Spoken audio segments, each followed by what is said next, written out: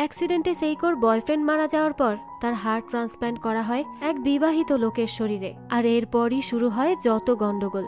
বিবাহিত ওই ছেলেটি কিছুতেই নিজেকে সেইকোর থেকে দূরে রাখতে পারছিল না। সেইকো নিজেও এক অদ্ভুত টান অনুভব করছিল ওই ছেলেটির প্রতি, কিন্তু এর কারণ তারা দুজনের কেউই বুঝতে পারছিল না। তাদের এই ম্যাজিক্যাল ভালোবাসার অন্যতম বাধাই ছিল ছেলেটির ওয়াইফ, যে কিনা ছেলেটিকে প্রচন্ড ভালোবাসত। এখন এই লাভ ট্রায়াঙ্গেলের শেষ পরিণতি কি হবে?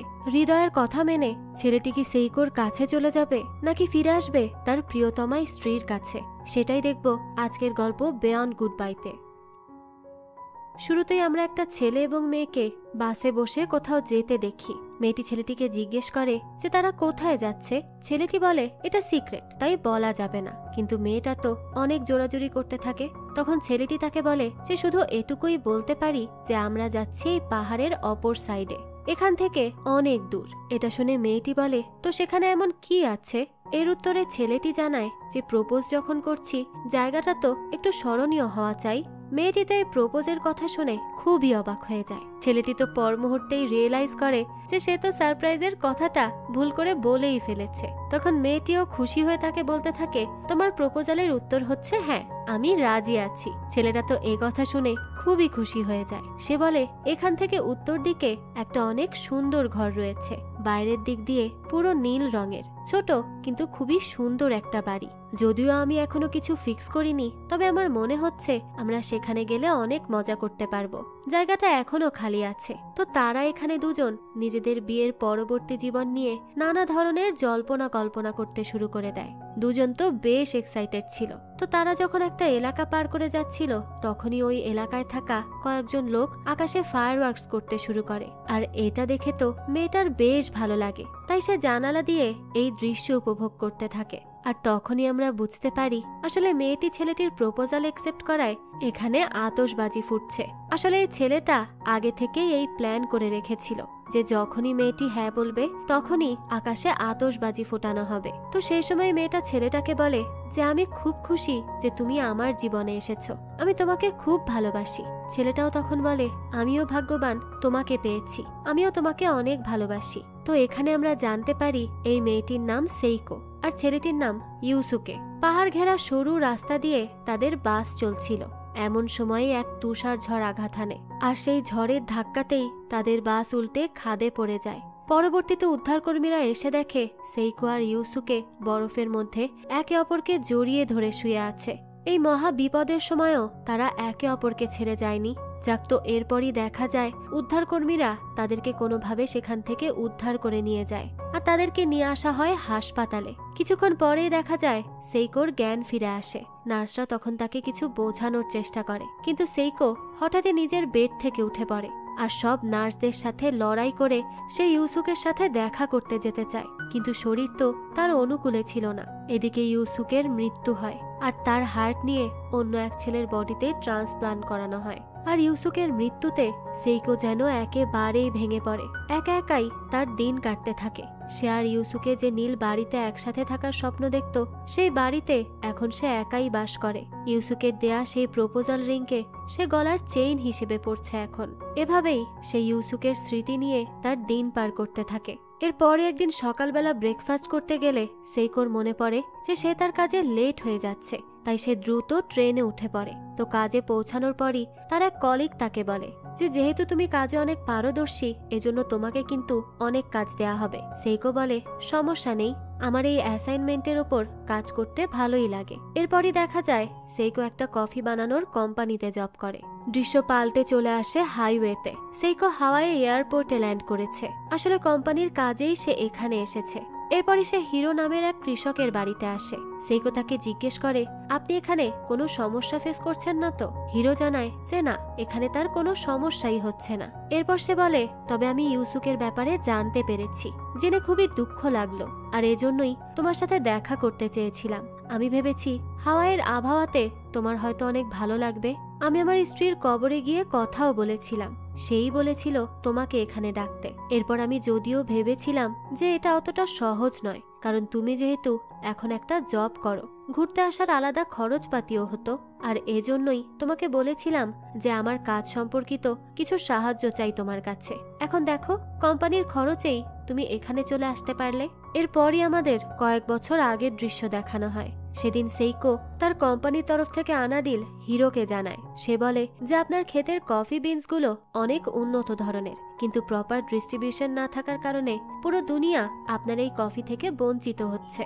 আর সেটা ঠিক করার জন্যই আমি এসেছি। আমরা এর জন্য আপনাকে এতটা মূল্য দিতে রাজি আছি যা মার্কেটে আর কেউ আপনাকে দেবে না। হিরো তখন সেইকোকে বলে, তুমি হয়তো জানো না যে আমি টাকার জন্য কাজ করি না। তুমি এখন এখান থেকে যেতে পারো। আমি এবং আমার স্ত্রী 40 বছর পরিশ্রম করে এই ফার্ম বানিয়েছিলাম, এজন্য এখানে আর কোনো কিছুই বদলাবে না। ব্যর্থ হয়ে সেইকো হাওয়াই ত্যাগ করার প্রস্তুতি নিচ্ছিল। সে এয়ারপোর্টে এসে একটু ঘুমিয়েও পড়ে। এই সময়ই তার কানে ভেসে আসে পিয়ানোর সুর। সে দেখে দূরে এক ছেলে বসে পিয়ানো বাজাচ্ছে। তার পিয়ানোর সুরে এয়ারপোর্টে থাকা অন্যান্য যাত্রীরাও মুগ্ধ হয়ে নাচছিল। সে তখন সেইকোকে ডাক দেয় তাদের সাথে জয়েন করার জন্য। সেইকোও একটু কাছে আসে, তো পিয়ানো বাজানো শেষ হলে ছেলেটি তাকে বলে, তুমি কি জানতে চাও এই মুহূর্তে তোমার কি প্রয়োজন? আমি কি তোমাকে বলবো?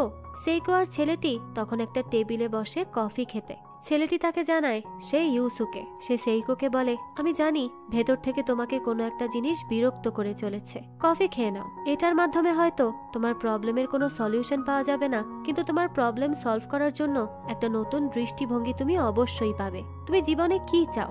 সেইকো জবাব দেয়, একটা ভালো জীবন যাপন করা, অন্যের থেকে বেশি খুশি থাকা। আমি চাই আমি জীবনে সফল হব আর নিজের কাজের মাধ্যমে সমাজে পরিবর্তন আনবো। আর আমি এমন একজন ছেলেকে চাই যে আমাকে অনেক ভালোবাসবে।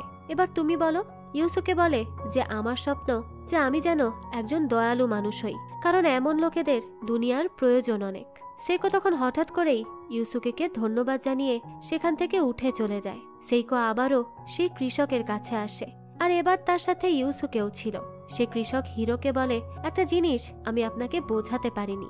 আমি আগে যেই কোম্পানিতে কাজ করতাম সেই কাজটা অনেক কঠিন ছিল। কিছু না ভেবেই আমি কাজটা ছেড়ে দেই আর একটা ট্রিপের জন্য বের হয়ে পড়ি আর এখানে চলে আসি। আমার সবকিছুর ওপর থেকে মন উঠে গিয়েছিল, কিন্তু একদিন একটা ছোট ক্যাফেতে এক কাপ কফি খাওয়ার পরই আমার এমন মনে হলো যেন আমি একটা নতুন জীবন ফিরে পেয়েছি। ক্যাফের কর্মী বলল যে তারা এই ফার্মের কফি বিন থেকেই তাদের কফি বানায়। তো এরপরই আমি জাপান ফিরে যাই আর একটা কফি কোম্পানিতে কাজ করতে শুরু করে দেই।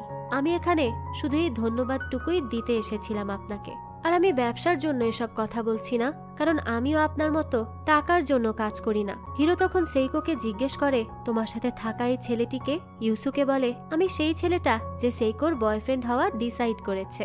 সেইকো তো এই কথা শুনে একটু অবাকই হয়ে যায়। তো তারপর সে হিরোর সামনে আর কি বলবে, তাই বলে যে হ্যাঁ, সে তো সত্যি কথাই বলছে। ইউসুকে বলে, হ্যাঁ, আর এই জন্যই তো আমি আপনাদের সাথে কাজ করতে চাই, যদিও বর্তমানে আমি বেকার। তো সেইকো আর ইউসুকে হিরোর ফার্মে তখন কাজ করতে শুরু করে। তাদের দুজনের মধ্যে ঘনিষ্ঠতা আরো বাড়তে থাকে, আর একসময় এই ঘনিষ্ঠতা সত্যি সত্যি প্রেমে পরিণত হয়। তো একদিন ইউসুকে সেইকোকে বলে, আমার মনে হয় আমরা আবারও কোনোদিন দেখা করব। এর কারণ হলো, যতই তুমি আমার থেকে দূরে যাওয়ার চেষ্টা করো না কেন, কিন্তু দেখো একদিন ঘুরে ফিরে তোমাকে আমার কাছেই আসতে হবে, কারণ পৃথিবীটা যে গোল। যদি আমরা আবার দেখা করি তাহলে এটা ভাগ্যের ইশারা হবে, আর এরপর তোমাকে আমার গার্লফ্রেন্ড হতেই হবে।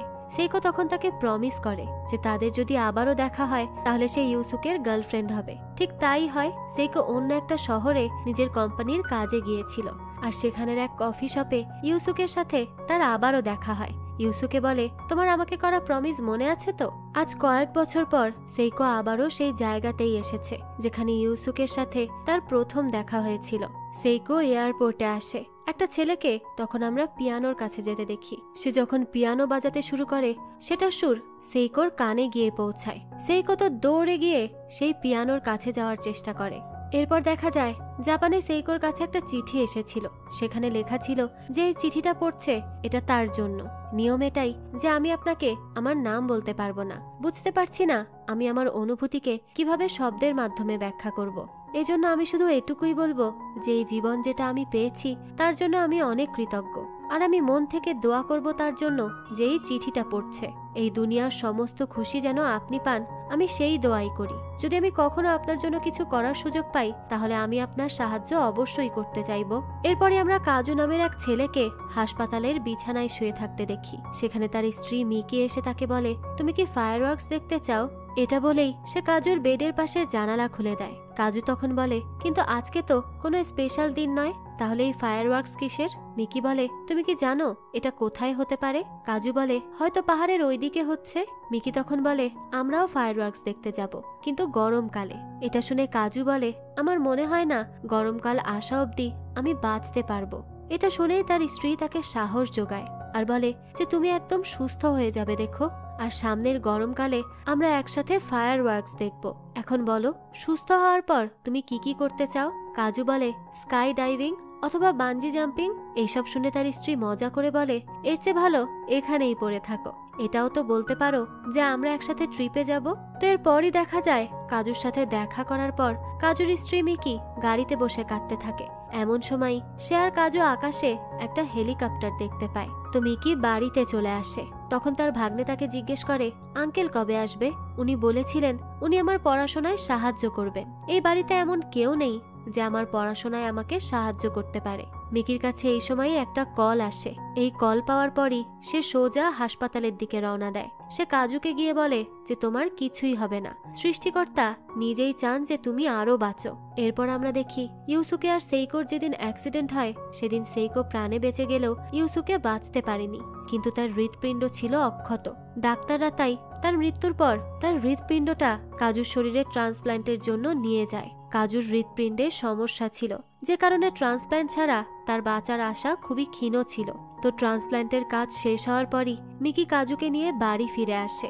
কাজুকে দেখেই তো তার পরিবারের সবাই অনেক খুশি হয়। কাজুর ভাবি জিজ্ঞেস করে, কে কে কফি খেতে চাইবে? এমন সময় কাজু হাত তোলে। কাজুর বাবা তখন তাকে জিজ্ঞেস করে, তুমি তো কখনো কফি খেতে না, আজকে হঠাৎ? কাজু বলে, এমনি মন চাইলো কেন জানি। মিকি তখন বলে, সমস্যা নেই, ডাক্তার বলেছে মদ ছাড়া বাকি সবকিছু কাজু খেতে পারবে। তো রাতের বেলা কাজু ওষুধ খাওয়ার সময় তার স্ত্রী তার কাছে আসে আর জিজ্ঞেস করে, সে কি ঠিক আছে? কাজু বলে, আমি এতটাই ঠিক আছি যে আমার অবাক লাগছে। আমার তো বিশ্বাসই হচ্ছে না যে এমনটা হচ্ছে আমার সাথে। এমন লাগছে যে আমার বডি এই নতুন হৃদয়কে আপন করে নেওয়ার চেষ্টা করছে। আবার এর উল্টোটাও হতে পারে, হয়তো এই হৃদয়টাই এই শরীরটাকে আপন করে নিচ্ছে। এমন মনে হচ্ছে আমার ভেতর অন্য কেউ রয়েছে। যাক, এখন ডাক্তার পারমিশন দিলে আমি যত তাড়াতাড়ি সম্ভব কাজে জয়েন করতে চাই। আমাদের একটা ডিল হয়েছিল না একসাথে ট্রিপে যাওয়ার? যদি সম্ভব হয় তাহলে একদিন আমাদের সন্তানের সাথেও যাব, দেখে নিও তুমি। যাক, তো এরপরই কাজু আর মিকি এবার তাদের ট্রিপের জন্য হাওয়াই এসে পৌঁছায়। মিকি সেই সময় ওয়াশরুমে গেলে কাজু ওপরে যায় আর তার চোখ সেই পিয়ানোটিতে পড়ে। সে তখন পিয়ানোটি বাজাতে থাকে। এমন সময় সেখানে তার স্ত্রী এসে উপস্থিত হয়। সে তাকে বলে, তুমি তো অবাক করে দিলে, তুমি এই পিয়ানো বাজানো কবে শিখলে? এদিকে তো সেইকো পিয়ানোর আওয়াজে উপরের তলায় চলে আসে, কিন্তু ততক্ষণে কাজু তার স্ত্রী মিকিকে নিয়ে সেখান থেকে চলে গেছে। তো এখানকার ট্রিপ শেষে কাজু তার স্ত্রীকে নিয়ে তার কাজে ফিরে যায়। সে তার অফিসে এসে তার কাজও শুরু করে দেয়। তো যখনই লাঞ্চ টাইম হয় সে নিজের খাবার নিয়ে ক্যান্টিনে তার কলিগদের সাথে বসে। তার কলিগরা তো তাকে কফি খেতে দেখে খুবই অবাক হয়, কারণ এর আগে সে কখনোই কফি খেত না। তারা তখন বলে যে তাদের ক্যান্টিনের পাশে একটা ফাঁকা জায়গা আছে, সেই জায়গাটাকে ক্যাফে বানানোর জন্য ইতিমধ্যেই রিকোয়েস্ট এসে গেছে। এরপরই আমরা সেইকোকে দেখতে পাই। সে তার কাজের অর্ডার নিয়ে সেই ক্যাফেতে এসে পৌঁছেছে, যেখানে তার এবং ইউসুকের দ্বিতীয়বার দেখা হয়েছিল। তো ক্যাফের কর্মী ক্যাঙ্গোকে সেইকো জিজ্ঞেস করে ইউসুকে যাওয়ার পর থেকে তার কেমন লাগছে। সে জবাব দেয় যে ইউসুকে ছাড়া সবকিছুই খালি খালি লাগছে। সেইকো তখন ক্যাঙ্গোকে বলে যে তার কাছে একটা থ্যাংক ইউ লেটার এসেছিল। যেই লোকটি ইউসুকের হৃৎপিণ্ড পেয়েছে সেই তাকে সেই লেটারটা দিয়েছে। আমরা দুজনেই জানি না যে সে কে, যদিও লেটারটি পড়ে আমি বেশ ইমোশনাল হয়ে পড়েছিলাম। আর যতটুক বুঝলাম সে মনে হয় অনেক ভালো মানুষ। ক্যাঙ্গো তখন সেইকোকে বলে, ইউসুকের সবচেয়ে ভালো বন্ধু হওয়ার সূত্রে তোমাকে আমি এই উপদেশ দিতে পারি যে প্রথম ভালোবাসাকে ভোলার জন্য তোমাকে আবারও প্রেমে পড়তেই হবে। এটা শুনে সেইকো বলে, দেখো, আমি এমনটা কখনোই বলিনি যে আমি আর দ্বিতীয়বার প্রেমে পড়ব না। ক্যাঙ্গো বলে, তাহলে বলো তোমার কেমন ছেলে পছন্দ? সেইকো তখন বলে, এমন একজন যার সাথে প্রতি মুহূর্ত মজাদার লাগে, যে সবসময় পজিটিভ থাকবে, একটুখানি পাগল, একটুখানি রোম্যান্টিক, যে নিজের সব কথা আমাকে এসে বলবে, আর হ্যাঁ, যে আমাকে অনেক বেশি ভালোবাসবে। এসব শুনে ক্যাঙ্গো বলে, তো সোজাসুজি ইউসুকের মতো বললেই তো পারো। যাক, তো এরপরই দেখা যায় সেইকো তার কাছে আসা সেই চিঠির উত্তর লিখতে শুরু করে, সে চিঠিতে বলে, যেই আমাকে এই চিঠিটি পাঠিয়েছেন সেখানে বলা ছিল যে আমি চাইলে এই চিঠির উত্তর দিতে পারি। আপনি যে লেটারটা পাঠিয়েছেন তার জন্য অনেক ধন্যবাদ। সেটা পড়ে আমি অনেক খুশি হয়েছি। আমি ওই লেটারটা দিনে অনেকবার পড়ি। এটা পড়ে শুধু আমি শান্তি পাই এমনটা নয়, এটা আমাকে অনেক শক্তিও দেয়। এই লেটার আমার জন্য অনেক দামি। তো এখন আপনার শরীর কেমন? তো আমি যে মানুষটিকে ভালোবাসতাম তার হৃদয় কি আগের মতোই চলছে? আমি জানি আমার কথাগুলো তার দুষ্টু হৃদয়ে অবশ্যই পৌঁছাবে, আর আশা করি তার হৃদয় আপনাকে বেশি বিরক্ত করেনি। আমি দোয়া করব যে আপনি যেখানেই থাকুন সুস্থ এবং সুখী থাকুন। এদিকে কাজু যখন ট্রেনে বসে এই চিঠি পড়ছিল, তার পাশের সিটে সেইকো বসেছিল, কিন্তু কেউই একে অপরকে চিনত না। যাক, তো এরপরই দেখা যায় কাজু তার স্ত্রীর সাথে বাড়ি পৌঁছায়। এরপরে একদিন সেইকো ট্রেনে করে যাওয়ার সময় ট্রেনে অ্যানাউন্স করা হয় যে তাদের রাস্তা ব্লক হয়ে আছে। সবাই ট্রেনের বাইরে গিয়ে পাশে থাকা স্টেশনে ওয়েট করতে থাকে। সেইকোর ফোনও তখন ঠিকমতো কাজ করছিল না। ট্রেন থেকে নামার পরই সে তখন কাজুকে দেখতে পায়। সে কফি বানাচ্ছিল, তাই সে কাজুর কাছে গিয়ে বলে, আমি আপনাকে কোনো সাহায্য করতে পারি? কাজু বলে, অবশ্যই। সেইকো তখন কাজুকে কফি বানাতে সাহায্য করে। কাজু বলে, আমি কালই এই মেশিনটা কিনেছি, আর কেন যেন এটাকে দেখে আমার পছন্দ হয়ে গেল। কখনো ভাবিনি এটাকে এই অবস্থায় ব্যবহার করব।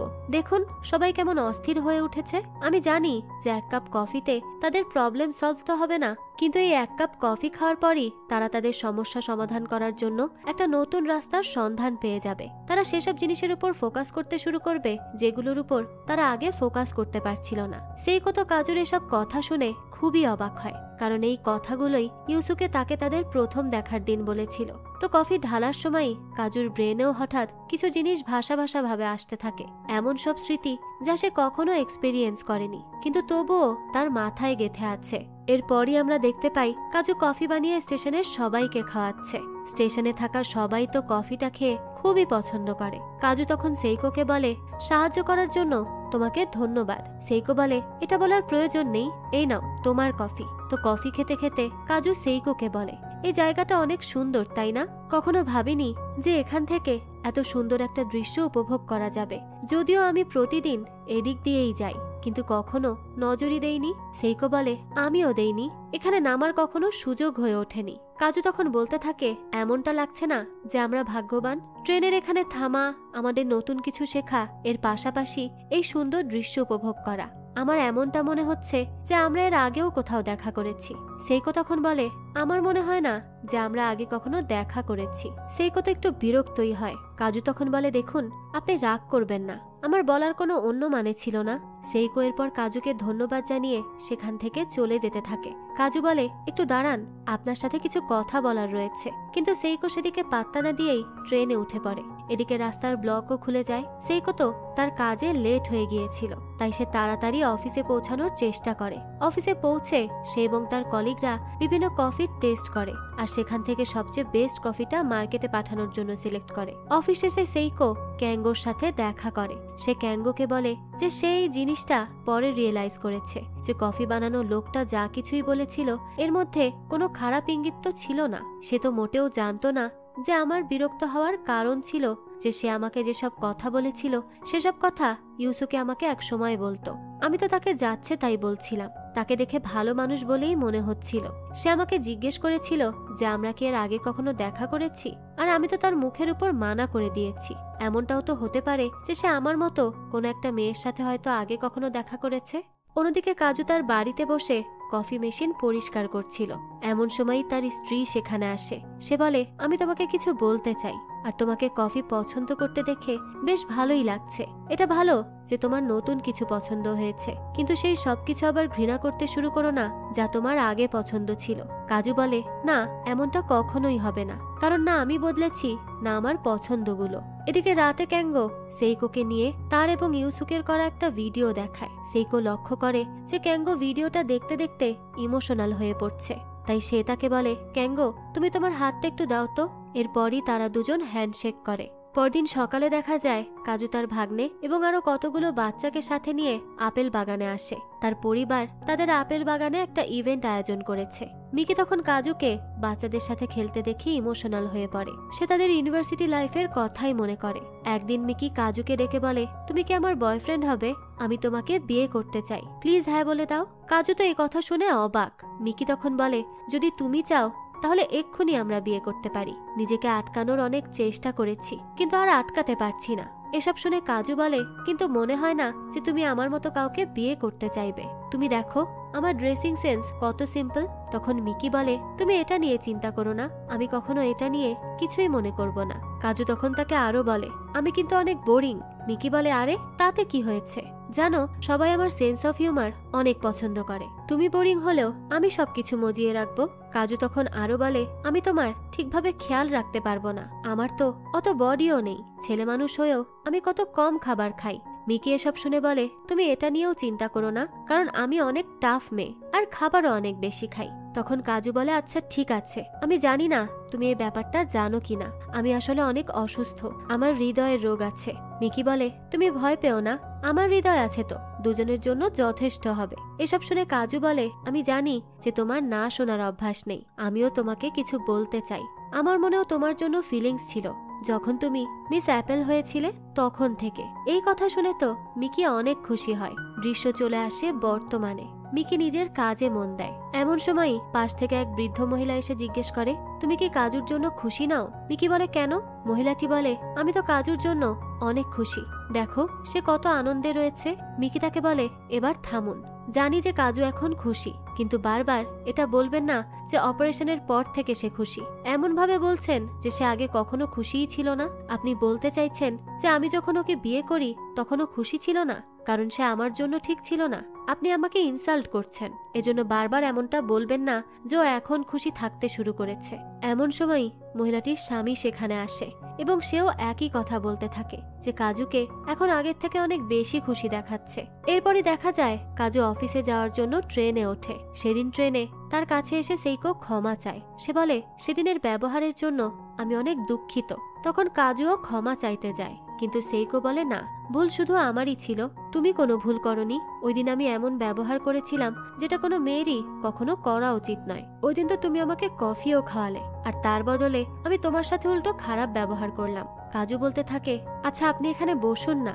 সেইকো তখন তার সামনের সিটে বসে। কাজু সেইকোকে নিজের পরিচয় দেয়। সে জানায় যে সে নিশিতে তার স্ত্রীর পরিবারের সাথে থাকে। তার স্ত্রীর পরিবার সেখানে আপেলের বাগান করে। সেইকো তখন নিজের পরিচয় দিতে শুরু করে। সে জানায় যে সে রাংকোশি স্টেশনের পাশে থাকে। সে আরো বলে, আসলে আমি কিছুদিন আগেই সেখানে শিফট হয়েছি। আমার জন্ম টোকিওতে, আর বাবা মা এখনো সেখানেই থাকে। কিছু কারণবশত এখানে চাকরি খুঁজি, আর তারপর থেকে এখানেই থাকতে শুরু করি। আর একটা কথা, আমি যেই কোম্পানিতে চাকরি করি তারা কফি বানায়। কাজু এটা শুনে বলে, আরে বাহ, এর মানে তো আপনি কফির প্রো একেবারে। তো আমাকে আগে বলতেন আপনি, আমি সেদিন পাগলের মতো আপনাকে কফি বানানোর জ্ঞান দিয়ে যাচ্ছিলাম। এর মানে তো আপনি কফি ব্রিউ করতেও পারদর্শী, তাই না? সেইকো বলে, হ্যাঁ, আমি তোমাকে কিছু টিপসও দিচ্ছি। তো এর মধ্যেই ট্রেন স্টেশনে পৌঁছালে কাজু আর সেইকো একে অপরকে বিদায় জানিয়ে যে যার গন্তব্যে চলে যায়। কাজু এরপর সেইকোর বলা টিপস অনুযায়ী রোজ নিজে নিজেই কফি বানানো শিখতে থাকে।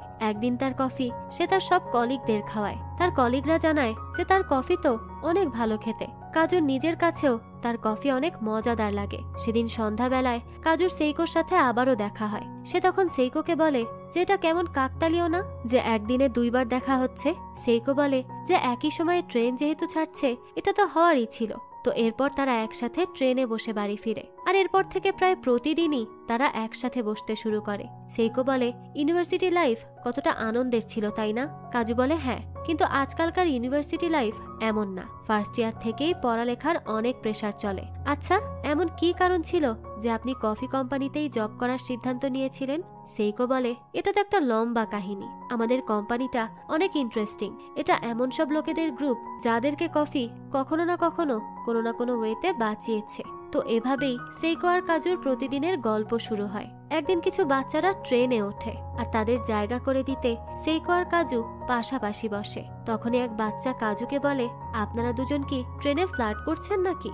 সেইকো আর কাজু তো দুজনেই এই কথা শুনে লজ্জায় পড়ে যায়। আজকালকার বাচ্চারাও না খুব পাকনা, হুটহাট যে কোনো কিছু বলে বসে। যাক, তো সেদিন সন্ধ্যায় তারা দুজনেই বাড়ি আসার সময় ট্রেনটা মিস করে ফেলে। দুজনে ট্রেন স্টেশনে সারা রাত একে অপরের গল্প শুনতে থাকে। এরপরই হাঁটতে হাঁটতে সেইকো নিজের বাড়ি পৌঁছে যায়। পরদিন সেই আগের মতোই সে আর কাজু ট্রেনে বসে গল্প করতে থাকে। আজ সেইকো তাকে জানায় যে তার কলিগ এবং বন্ধুরা তার জন্মদিনের জন্য সারপ্রাইজ প্ল্যান করেছিল, যেটা সে আগেই বুঝে গিয়েছিল। এটা শুনে কাজু জিজ্ঞেস করে, আপনার জন্মদিন কবে? সেইকো বলে, আমার জন্মদিন তো কালই, কিন্তু সেটা ইম্পর্টেন্ট নয়। আমাকে এখন একটা কথা বলো, তোমার কি মনে হয় আমার কি করা উচিত? তাদের সামনে নাটক করব নাকি ওয়াও বলে তাদের মন রাখবো? তোমার কি মনে হয় বলো তো? এটা শুনে কাজু বলে, আপনার তাদের সামনে নাটক করাই উচিত যে আপনি সারপ্রাইজের ব্যাপারে কিছুই জানেন না, যাতে তাদেরও ভালো লাগে সারপ্রাইজ দিয়ে। তবে এটাও করা যথেষ্ট নয়, কারণ এমন সিচুয়েশনে অন্য সব মানুষ হলেও এমন করত। চলুন আমরা কিছু একটা আলাদা করি। তাদের প্রথমে এমনটা দেখান যে আপনি কিছুই জানেন না, যাতে তারা অনেক খুশি হয়ে যায়। আর যখন তারা সেলিব্রেট করবে তখন এর মাঝে আপনি তাদের বলে দিবেন যে আপনি এই সারপ্রাইজের ব্যাপারে আগে থেকেই জানতেন।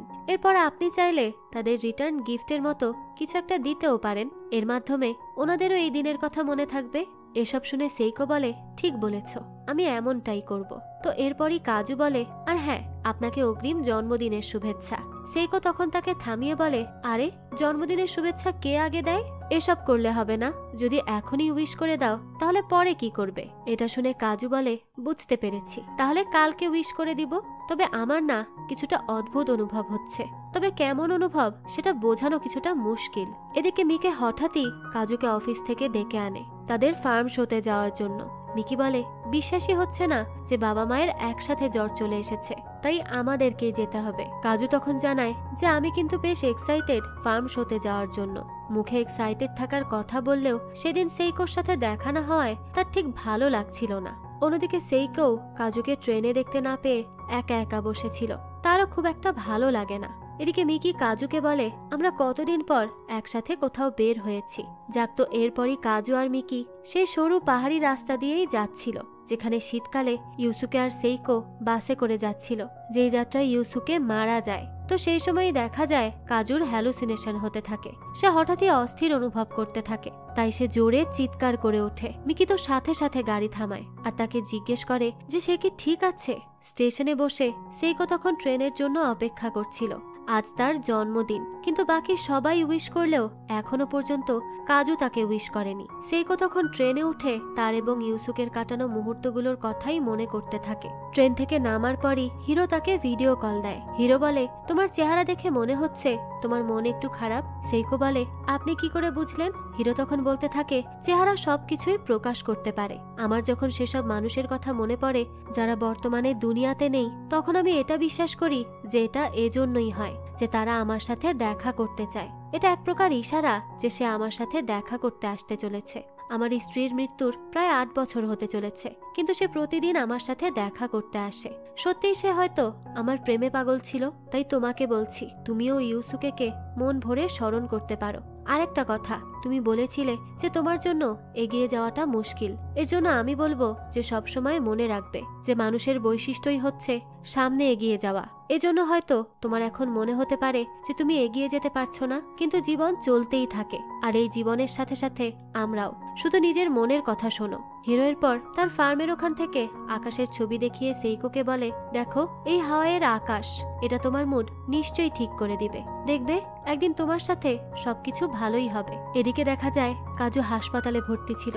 সে ডাক্তারকে বলে, যে মানুষটির কাছ থেকে আমি এই হৃদয়টি পেয়েছি এর সাথে কিছু স্মৃতিও জুড়ে রয়েছে, এমনটা আমার মনে হয়। তো এটা হওয়া কি সম্ভব? সায়েন্টিফিক্যালি এটা হয়তো প্রুভেন নয়, কিন্তু এমন ধরনের কেস এর আগেও দেখা গেছে, তাই না? আমি যার হৃদয় পেয়েছি তার স্মৃতির সাথে আমি জুড়ে না থাকলেও বারবার সেগুলো আমার মনে পড়ছে। আমি জানতে চাই এই হৃদয় আসলে চায়টা কি। আমি যখন ভাবি যে আমার সাথে কি হতে চলেছে, আমি তখন খুব ঘাবড়ে যাই। যাক, তো এরপরই কাজু সুস্থ হয়ে বাড়ি ফিরে আসে। তখনই তার ভাগ্নে তার সাথে লাটিম দিয়ে খেলছিল। খেলায় কাজু হেরে গেলে তার ভাগ্নে বলে যে এবার আমি যা বলবো তোমাকে তাই করতে হবে। তোমার হার্টের সার্জারি হয়েছিল, তাই না? তো এই সার্জারির দাগ আমি দেখতে চাই। তুমি প্রমিস করেছিলে যে আমাকে দেখাবে। কাজু বলে, তুই কিন্তু এটা দেখলে ভয় পেয়ে যাবি, কিন্তু তার ভাগ্নে তবুও জেদ করতে থাকে। কাজু শেষমেশ তার সার্জারির দাগ তাকে দেখায়। তার ভাগ্নে এটা দেখে বলে, আরে এটা তো বেশ কুল। এরপরই তারা দুজন বাগানের আপেল দেখতে চলে যায়। পরবর্তীতে আমরা সেইকো আর ইউসুকের পুরনো দিনের একটা দৃশ্য দেখতে পাই। ইউসুকে সেইকোকে বলছিল আজকের দিনটাকে পাবলিক হলিডে অ্যানাউন্স করে দেওয়া উচিত। সেইকোর বার্থডে যেহেতু, হয়তো তুমি এই কথাটার ব্যাপারে জানোই না যে তুমি এই পৃথিবীতে থেকে এটাকে আরো একটা বেটার জায়গা হিসেবে গড়ে তুলছ, আরো খুশিতে ভরিয়ে দিচ্ছ। তাই তোমাকে ধন্যবাদ এই পৃথিবীতে আসার জন্য, আর শুভ জন্মদিন। তো এরপরই দৃশ্য বর্তমানে চলে আসে। সেইকো তখন ট্রেনে করে অফিস যাচ্ছিল। এমন সময় সেখানে কাজুও চলে আসে। কাজু তাকে বলে, দুঃখিত ওই দিনটার জন্য।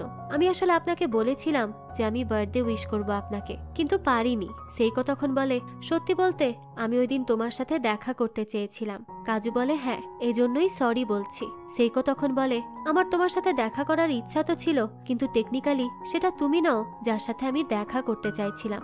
জানতে চাও আমি কি ভাবছিলাম? কখনো কখনো তোমার কথা শুনে আমার কোনো এক কাছের মানুষের কথা মনে পড়ে, যাকে আমি ভালোবাসতাম। আর যতদূর চেহারার মিলের কথা, তুমি ওর থেকে একদম আলাদা দেখতে, কিন্তু এত সবকিছুর পরও ওর সাথে তোমার অনেক মিল। এই কারণে আমি তোমার মাঝে তাকে দেখতে পাই। জানি যে এটা কিছুটা অদ্ভুত, কিন্তু এমনটা আমার হয়। প্রতিদিন আমি ট্রেনে তোমার আসার অপেক্ষা করতে থাকি। তোমার সাথে দেখা করে আমার স্মৃতিগুলো তাজা হয়ে যায়। কিন্তু এটা ঠিক নয়, তাই না? তাই থেমে যাওয়াই উচিত। আমি সত্যি খুবই দুঃখিত। এসব শুনে কাজু বলে, আপনি কেন ক্ষমা চাইছেন?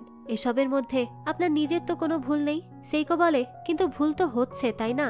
হ্যাঁ, আমার তাকে মনে করতে ভালো লাগে, কিন্তু মুড অফ হয়ে যায়। আর আমি যদি তোমার ভেতর তাকে খুঁজতে থাকি, তোমাকে যদি আমি ভালোবেসে ফেলি, তাহলে তো অনেক বড় গড়বড় হয়ে যাবে। এরপর তুমি একটা সমস্যায় আটকাবে, আমি একটা সমস্যায় আটকাবো। তবে ভয় পেও না, তুমি এমনিতেও আমার টাইপের না। আমি আবারও সরি বলছি। আমি এইসব ব্যাপারে একটু বেশিই রুড হয়ে যাই। আমি ভেবেছি আজকে অন্য একটা আলাদা ট্রেনে যাব, যাতে আমাদের আজকে একে অপরকে দেখতে না হয়। কিন্তু তুমি তো জানোই যে এখানে ট্রেনের কত ঘাটতি। কি আর করব, ভাগ্যই চায় যে আমরা দেখা করি। কিন্তু তোমার আমাকে ইগনোর করার প্রয়োজন নেই। আসা যাওয়ার সময় আমরা একে অপরের সাথে দেখা করতেই পারি। কাজু তখন জিজ্ঞেস করে, আচ্ছা ওই মানুষটি কে ছিল? পরক্ষণেই সে বলে, থাক যেতে দিন। এরপরই ট্রেন স্টেশনে পৌঁছালে তারা যার যার গন্তব্যে পৌঁছায়। বিকেলে সেইকো ক্যাঙ্গোকে তার এবং কাজুর কথা বলে। সে বলে, তো এটা ধরতে পারো এমন একটা লাভ স্টোরি যেটা ট্রেনে শুরু হয়ে ট্রেনেই শেষ হয়েছে, এমন এক মানুষের সাথে যে তাকে তার লাভারের কথা মনে করিয়ে দিত। ক্যাঙ্গো তখন হেসে বলে, লাভ স্টোরি মানে তোমার আর ওই ছেলেটার মধ্যে? সেইকো বলে, না না, আমি এমনটা তো কখনোই বলিনি। ক্যাঙ্গো তখন সেইকোকে জানায়, আমি তোমার কষ্ট দেখতে পারি না, তাই একটু সামলে থেকো তুমি। এদিকে কাজু এবং তার স্ত্রী ফায়ারওয়ার্কস দেখার প্রস্তুতি নিচ্ছিল। কাজু তার স্ত্রীকে বলে, সেদিন ফার্ম শোতে যাওয়ার পথে আমার সাথে যা হলো তার হয়তো কোনো সায়েন্টিফিক ব্যাখ্যা নেই, তবে আমার নিজের কাছে মনে হচ্ছে যে আমার মধ্যেও অন্য একজন বসবাস করছে। আর এই জন্য আমার মনে হয় যে হয়তো যেই মানুষটা আমাকে তার হৃদয় দিয়েছে, আমার জীবন বাঁচিয়েছে, সেই মানুষটার সমস্ত স্মৃতি নিজের করে নেওয়ার সময় এখন চলে এসেছে। ট্রান্সপ্ল্যান্ট হওয়ার পর অনেক কিছুরই পরিবর্তন হতে পারে। কি হতে পারে কি হতে পারে না এমনটা বলা কঠিন। ডাক্তাররাও বর্তমানে এই ব্যাপারে কিছু করতে পারছেন না। তাই যা হয়েছে আমাকে এভাবেই বেঁচে থাকতে হবে। আমি না চাইলেও এসব মেমোরি সাথে নিয়ে আমাকে বাঁচতে হবে। আমাকে তুমি ক্ষমা করো। মিকি তখন কেঁদে বলে, ক্ষমা চাওয়ার কোনো প্রয়োজন নেই। তুমি তো আমাকে জানোই, হার মেনে নেওয়া মানুষদের মতো নই আমি। যাই হোক না কেন, কাজু তাকে ধন্যবাদ জানিয়ে বলে, আমি তোমাকে আমার পাশে চাই। মিকি আর কাজু তখন এরপর তাদের পরিবার নিয়ে ফায়ারওয়ার্কস দেখতে বের হয়। এদিকে সেইকো ক্যাঙ্গোর সাথে ছিল। সেইকো বলে, ইউসুকে এই ফায়ারওয়ার্কস কতই না পছন্দ করত। ক্যাঙ্গো বলে, হ্যাঁ, সে বলতো ফায়ারওয়ার্কস আমার জীবন। তুমি কি জানো, যখন সে তোমাকে প্রপোজ করার প্ল্যান করছিল তখন সে বলেছিল ফায়ারওয়ার্কস হবে না আমার অনুষ্ঠানে, তো মজা কি করে করব? আর এরপরই তুমি হ্যাঁ বলে দিলে, আর আমরা ফায়ারওয়ার্কস শুরু করলাম। সেইকো তখন বলে, ধন্যবাদ। ওই দিন ইউসুকে অনেক খুশি ছিল।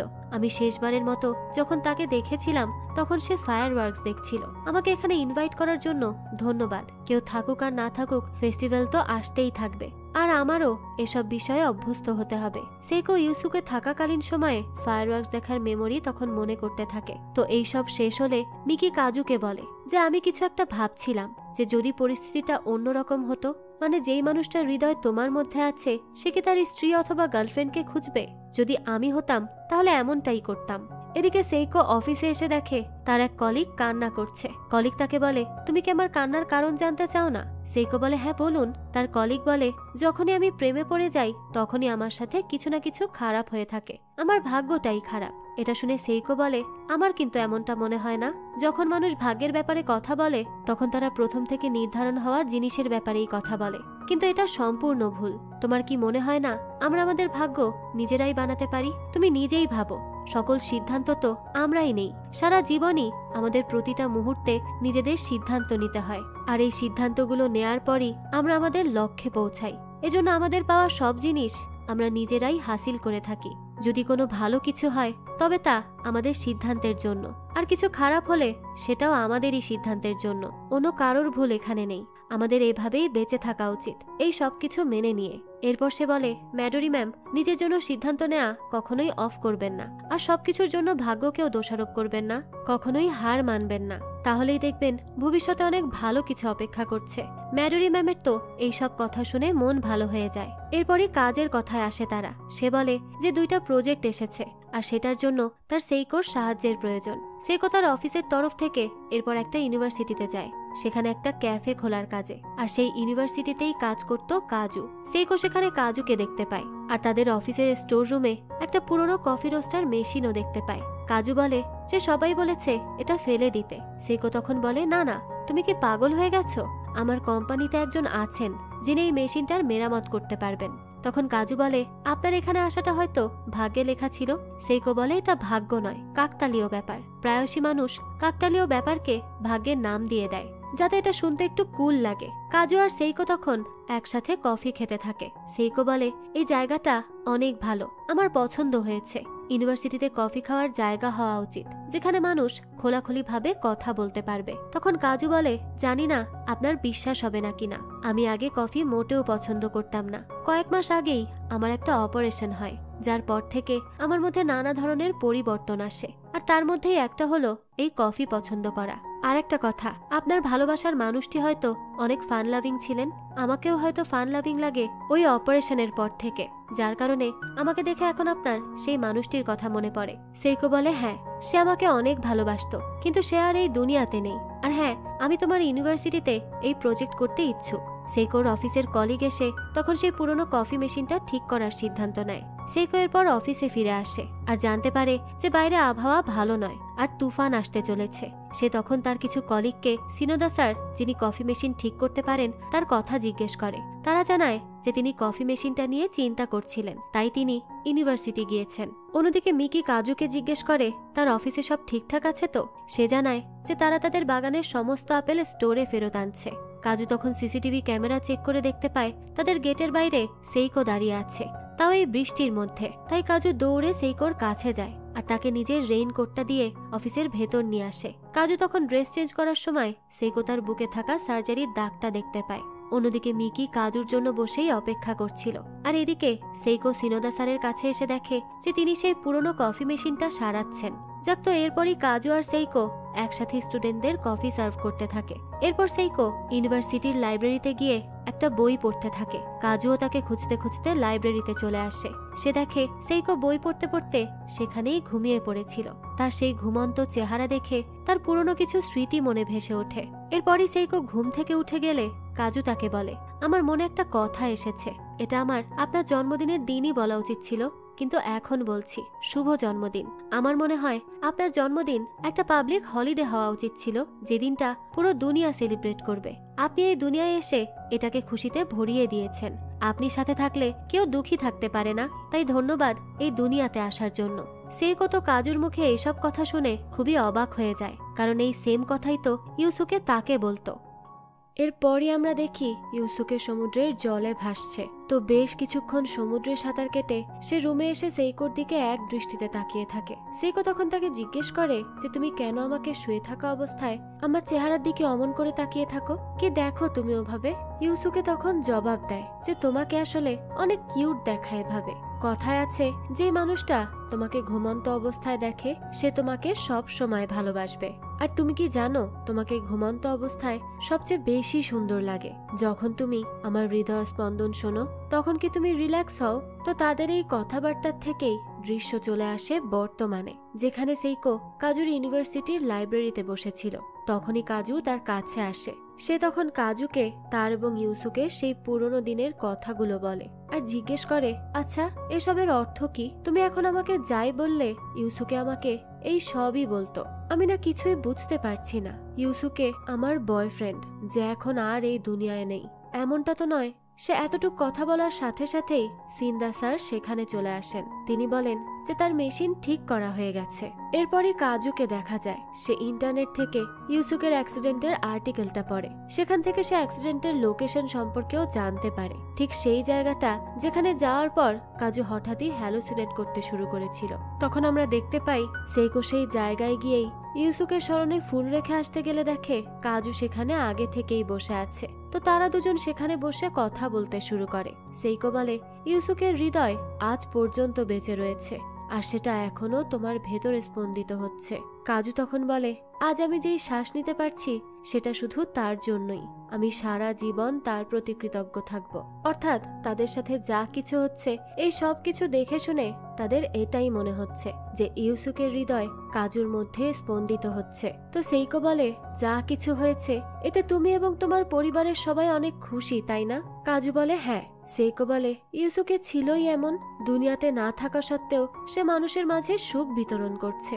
তার মানে এটা কি সত্যি যে ইউসুকের হৃদয় তোমার ভেতর রয়েছে? ডাক্তাররা তো কখনোই বলবেন না যে ট্রান্সপ্ল্যান্ট কার হয়েছে আর ডোনার কে ছিল। কাজু তখন বলে, আপনি কি আমার লেখা লেটারটা পেয়েছিলেন? আমার থ্যাংক ইউ লেটার? আপনি কি জানেন আমি সেখানে কি লিখেছিলাম? যদি কখনো আমি সুযোগ পাই তবে আমি আপনার একটা ছোট সাহায্য হলেও করতে চাই। সেইকো বলে যে হ্যাঁ, আমি তো ওই চিঠির জবাবও দিয়েছিলাম। কাজু তখন বলে, তাহলে আমাদের সন্দেহ সঠিক ছিল। সেইকো বলে, আমরা দুজন এমন মানুষ যাদের দেখা হওয়া উচিত ছিল না। এটা শুনে কাজু বলতে থাকে, কিন্তু আমি তো অনেক খুশি যে আপনার সাথে আমার দেখা হয়েছে। সেইকো তখন বলে, হ্যাঁ আমারও তোমার সাথে দেখা করে ভালো লাগছে। সত্যি বলতে আমার এখনো এই ব্যাপারটা বিশ্বাসই হচ্ছে না। যাক, তো আমি তোমাকে কিছু দেখাতে চাই। এই বলেই সেইকো কাজুকে ইউসুকের ছবি দেখায়। এই সময় তাদের পাশ দিয়ে একটা বাস চলে গেলে তাদের সাথে সাথে মনে পড়ে যে এই বাসটা মিস হয়ে গেলে আর একটা বাস আসতে আরো দেরি হবে। কিন্তু সেদিনের মতো তারা বাসটা মিস করে ফেলে। তাই তারা দুজনেই লেকের পাড়ে বসে কফি খেতে থাকে। কাজু তখন সেইকোকে বলে, আপনি আর সিনোদা স্যার একদম একই রকম, কখনোই নিজের তারিফ করতে আটকান না। সেইকো তখন বলে, হয়তো তুমি ঠিক বলেছ, আমাদের কোম্পানির আসলে প্রায় সবাই একই রকম। কাজু তখন বলতে থাকে, আমার মনে হয় আপনি জানতে চান যে ইউসুকের হৃদয়ের সাথে আমার কেমন বোধ হয়। আমি জানি না যে আমি আপনাকে বোঝাতে পারবো কিনা। আমার মনে হয় তার স্মৃতি এখনো জীবিত রয়েছে, কিন্তু সেই সব স্মৃতির মানে কি সেটা বলা মুশকিল। যেমনটা মানুষের ব্রেনে স্মৃতি থাকে তেমনি এই হৃদয়ে স্মৃতি জুড়ে রয়েছে। আমি প্রতিদিন আমার জীবন কাজুমাসা হয়েই শুরু করি আর আচমকা ইউসুকের স্মৃতি আমার সামনে চলে আসে, এমন স্মৃতি যার সাথে আমার কোনোই লেনদেন নেই। এই জন্য ইউসুকে এখানে না থাকলেও কোথাও না কোথাও আমার ভেতরে সে অবস্থান করছে। আর হ্যাঁ, আমি এখন পিয়ানো বাজাতে পারি, যেটা আগে আমি মোটেও পারতাম না। এসব শুনে সেইকো জিজ্ঞেস করে, আচ্ছা কয়েক মাস আগে কি তুমি হাওয়াইয়ে ছিলে? এয়ারপোর্টে কি তুমি পিয়ানো বাজাচ্ছিলে? কাজু বলে, হ্যাঁ। আপনিও কি সেখানে ছিলেন? সেইকো বলে, হ্যাঁ ছিলাম তো। আমি তো কিছুই বুঝতে পারছি না। আমি কি ইউসুকের হৃদস্পন্দন শুনতে পারি? কাজু বলে, হ্যাঁ অবশ্যই। সেইকো তখন কাজুর বুকে মাথা রেখে তার হৃদস্পন্দন শোনে আর কাঁদতে থাকে। এরপরই দেখা যায় কাজু বাড়ি ফিরে যায় আর তার স্ত্রীকে বলে, আমি জানতে পেরেছি যে হৃদয় আমার ভেতরে স্পন্দিত হচ্ছে সেটা আসলে কার। সেদিন যখন আমরা গাড়িতে করে যাচ্ছিলাম, এতটুক বলার সাথে সাথে মিকি তাকে থামিয়ে দেয় আর বলে, আমি জানতে চাই না। আমি বুঝতে পারছি যে তুমি তাদের ব্যাপারে জানতে চাইছিলে, কিন্তু আমি কিছুই জানতে চাই না। এজন্য আমাকে কিছু বলো না, আমাকে ক্ষমা করে দাও। আমি তার প্রতি কৃতজ্ঞ যিনি তোমাকে এই হৃদয়টা দিয়েছেন। আমি এটাও জানি যে ওই মানুষটার স্মৃতির কিছু অংশ এখন তোমার হৃদয়ে তুমি ধারণ করছো। এটা যেহেতু এখন তোমার অংশ হয়ে গেছে, তোমাকে এভাবেই আমাকে গ্রহণ করতে হবে আর তোমাকে ভালোবাসতে হবে। আমি তোমাকে ছাড়া আর কারো ব্যাপারে জানতে চাই না। তো পরদিনই কাজু ইউনিভার্সিটিতে গেলে সেখানে সেইকোকে দেখতে পায়। সেইকো তাকে তার কাছে ডাকে।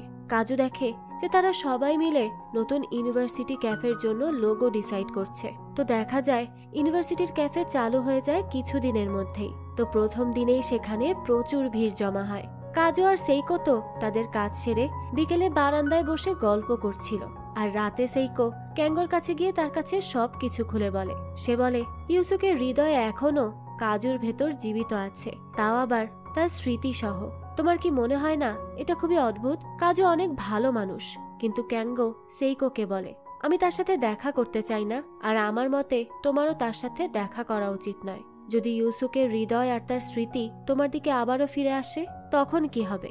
কাজু তো আর ইউসুকে নয়, ইউসুকের মতো কেউ হতেও পারবে না। এই কথা তো তুমি নিজেও জানো। সেইকো বলে হ্যাঁ জানি, কিন্তু এসব কথা কেন বলছো তুমি? ক্যাঙ্গো বলে এমনটা নাও হতে পারে যে তুমি ইউসুকের কারণে কাজুর সাথে দেখা করতে চাইছো। হয়তো তুমি তার প্রেমে পড়েছো, কিংবা সে তোমাকে ভালোবাসতে শুরু করেছে। আমার মতে তোমার তার থেকে দূরে থাকা উচিত। এসব শুনে সেইকো বলে এমনটা কিছুই হবে না, আর আমি তার থেকে দূরে থাকতে পারবো না, কারণ ইউসুকে এখনো তার ভেতর জীবিত আছে। যখনই আমি তার হৃদস্পন্দন শুনি এমনটা মনে হয় যেন আমি এখনো তার মনে আছি। তুমি দেখো ইউসুকে আমার মাঝে না থেকেও আমাদের সাথে আছে, এজন্যই আমি কাজুর সাথে দেখা করি। সেইকো তখন ক্যাঙ্গোর ক্যাফে থেকে চলে গেলে সেখানে কাজু আসে। সে বলে আমি ইন্টারনেটে সার্চ করে এই ক্যাফের সম্পর্কে জানতে পেরেছি, কিন্তু আমি যখন এখানে আসছিলাম কোনো লোকেশন না দেখে আপনা আপনি পৌঁছে গেলাম। ক্যাঙ্গো তখন কাজুকে জিজ্ঞেস করে যে সে কি সেইকোর মতো তাকেও মনে রেখেছে। কাজু বলে হ্যাঁ। তখনই ক্যাঙ্গোকে কাঁদতে দেখে কাজু বলতে থাকে যে আমার এখন মনে হচ্ছে সবার কষ্টের কারণ শুধু আমি।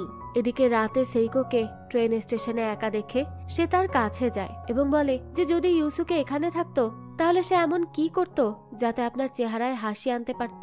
সেইকো বলে যে সে আমার জন্য ডান্স করত, ব্রেক ডান্স, তাও আবার পাগলের মতো। কাজুও তখন ডান্স করতে শুরু করে। সে সময় সেইকো তাকে থামিয়ে দেয় আর বলে সরি, আমি তোমাকে মিথ্যা বলেছি। কাজু তখন বলে আপনার সকল ইচ্ছে এবং আবদার সে অবশ্যই পূরণ করতো, তাই না? তো পরের ট্রেন আসা অবধি যদি আপনি ইউসুকের হৃদস্পন্দন শোনেন তবে কি আপনি শান্তি পাবেন? এই বলেই কাজু সেইকোর কাছে আসে এবং তার মাথা তার বুকের কাছে রাখে। এরপরই তারা একে অপরকে জড়িয়ে ধরে। কাজু তখন বলে আমি কি চাই কি চাই না তা এখন আমি নিজেই জানি না।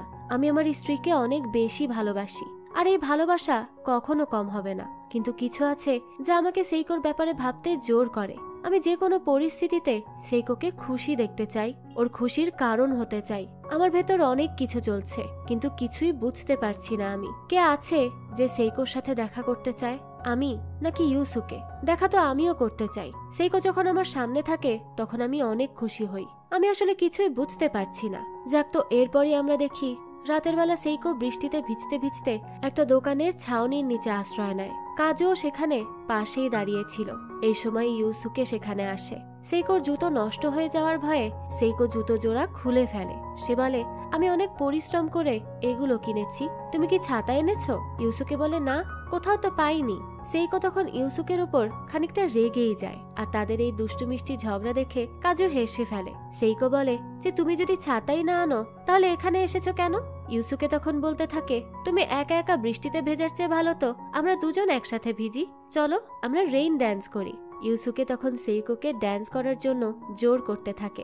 এমন সময়ই সেখানে মিকি তার গাড়ি নিয়ে চলে আসে, আর কাজুও তখন সেই গাড়িতে উঠে পড়ে। কিন্তু সেইকো এবং ইউসুকে তখনও সেই দোকানের ছাউনির নিচেই দাঁড়িয়েছিল। তাই কাজু তার গাড়ি থেকে ছাতা আর বুট বের করে তাদের দিয়ে আসে। সেইকো আর ইউসুকে তখন কাজুকে ধন্যবাদ জানায়, আর এরপরই তারা দুজন ছাতা নিয়ে বেরিয়ে পড়ে। গাড়িতে কাজু সেইকো আর ইউসুকের কথা ভেবে মিটি মিটি হাসে। এটা দেখে মিকি তাকে জিজ্ঞেস করে যে কি হয়েছে। কাজু জানায় যে আমার মনে হয় সার্জারি করে নেওয়া উচিত। এরপরই দৃশ্য ফিরে আসে বর্তমানে। মিকি বরাবরের মতোই কাজুকে ট্রেন স্টেশনে পৌঁছে দেয়, আর সেইকো কাজের জন্য বাড়ি থেকে বেরিয়ে পড়ে। মিকি ট্রেন স্টেশন থেকে গাড়ি ঘোরানোর সময় একটুখানির জন্য অ্যাক্সিডেন্ট করতে করতে বেঁচে যায়। ওদিকে কাজে যাওয়ার সময় রাস্তায় কাজু হঠাৎই আকাশের দিকে তাকায়। আজকের আকাশটা তার অনেক ভালো লাগছে।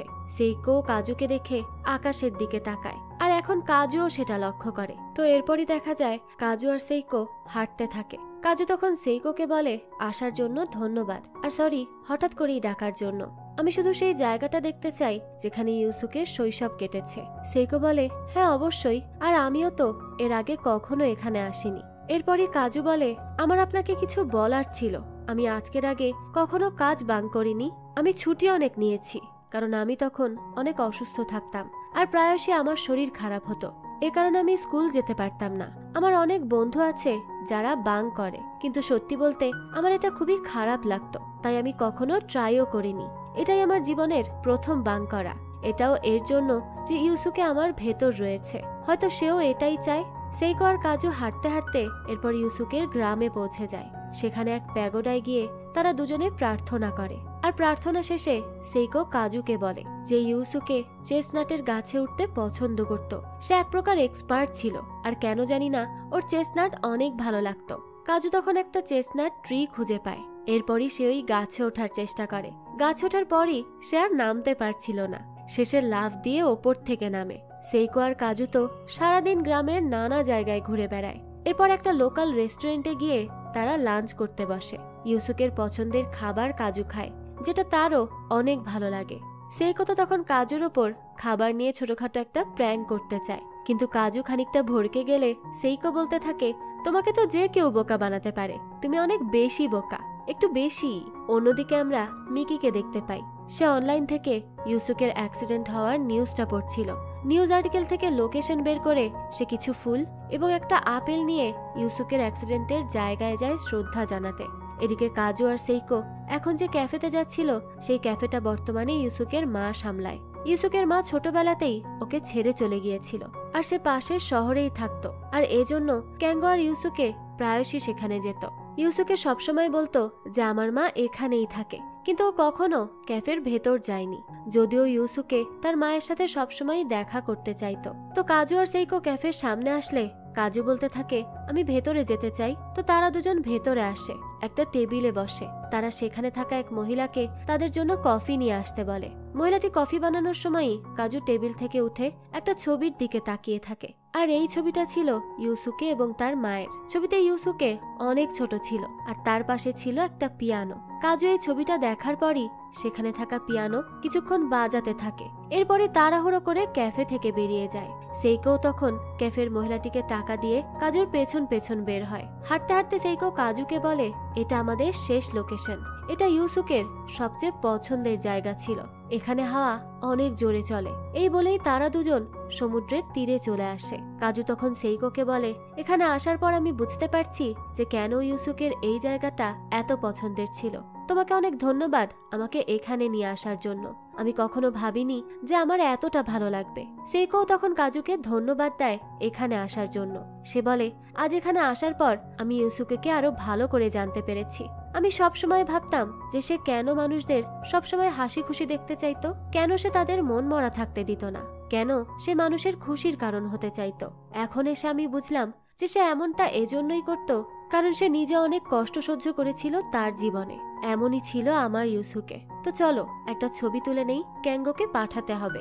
এদিকে ক্যাঙ্গোর ক্যাফেতে মিকি আসে। ডেস্কে ক্যাঙ্গোর ফোনের চ্যাট খোলা ছিল, যেখানে সেইকো তার এবং কাজুর ছবি সেন্ড করে। আর এটা তো নজরে পড়ে মিকির। সে এবার ছবিটা দেখে দ্রুত ক্যাফে থেকে বেরিয়ে যায়। রাতে বাড়িতে কাজু তার ভাগ্নেকে পড়াচ্ছিল। তখন মিকি কাজুকে দেখে আড়ালে গিয়ে কান্না করে। একদিন সে রাতে সেইকোর অফিস ছুটির সময় ট্রেন স্টেশনে যায়। সেখানে গিয়ে সে সেইকোকে জিজ্ঞেস করে, তুমি কি সেই সেইকো যার এঙ্গেজমেন্ট ইউসুকের সাথে হয়েছিল? সেইকো তখন মিকির কাছে তার পরিচয় জিজ্ঞেস করে। মিকি বলে, আমি কাজুমাসা নারুসের স্ত্রী। আমি দুঃখিত যে এভাবে তোমার সাথে দেখা করতে চলে এলাম। আমি তোমাকে ধন্যবাদ বলতে চেয়েছিলাম, আর যা ইউসুকে করেছিল তার জন্য। আজ যে আমার স্বামী জীবিত আছে এবং আমার সাথে আছে, সেটা শুধুমাত্র তার জন্য। আমি সারা জীবন তার প্রতি কৃতজ্ঞ থাকব। তখন সেইকো বলে, আমাকে ধন্যবাদ দেওয়ার প্রয়োজন নেই, আপনি অন্য একজনকে। এতটুক বলার সাথে সাথে মিকি তাকে থামিয়ে দেয় আর বলে, তুমি কি এসব বন্ধ করতে পারো? দেখো, আমি তোমার ফিলিংস বুঝতে পারি। আমি জানি যে তোমার বয়ফ্রেন্ডের হৃদয় এখন কাজুর শরীরের ভেতর রয়েছে, কিন্তু কাজু তো প্রকৃত পক্ষেই কাজু, তাই না?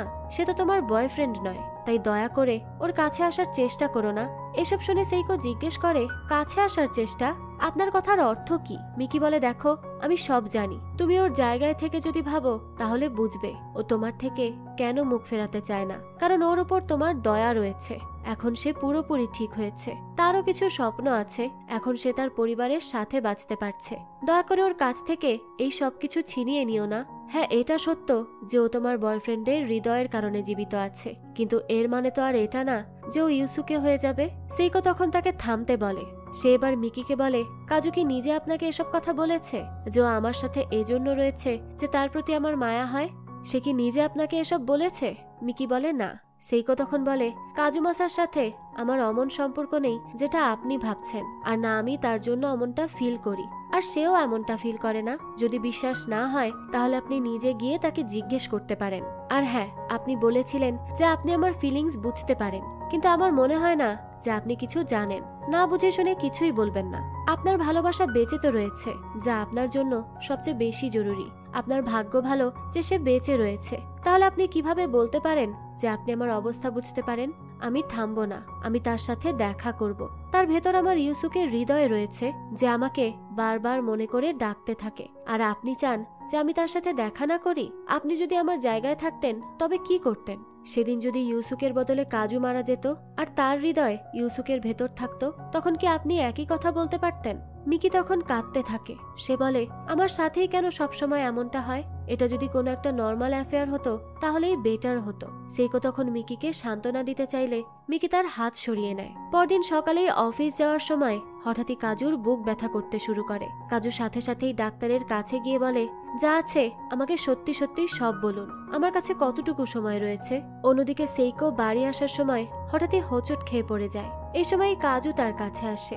সে বলে, আমার মনে হচ্ছিল যে আপনি এখানেই থাকবেন। তো সেইকোর পায়ে ব্যথা থাকায় কাজু তাকে কাঁধে নিয়ে হাঁটতে থাকে। সেইকো তখন তাকে জিজ্ঞেস করে, তুমি এখানে কি করছিলে? কাজু বলে, আসলে আমি এদিক দিয়েই যাচ্ছিলাম, আর তখনই একটা বাড়ি দেখে খুব পরিচিত মনে হলো, যার দেয়ালের রং নীল ছিল। আর পরে বুঝলাম যে সেটা আপনার বাড়ি ছিল। এটা জেনে আমি অনেক খুশি হয়েছিলাম। জানেন, এটা খুবই অদ্ভুত একটা অনুভূতি ছিল।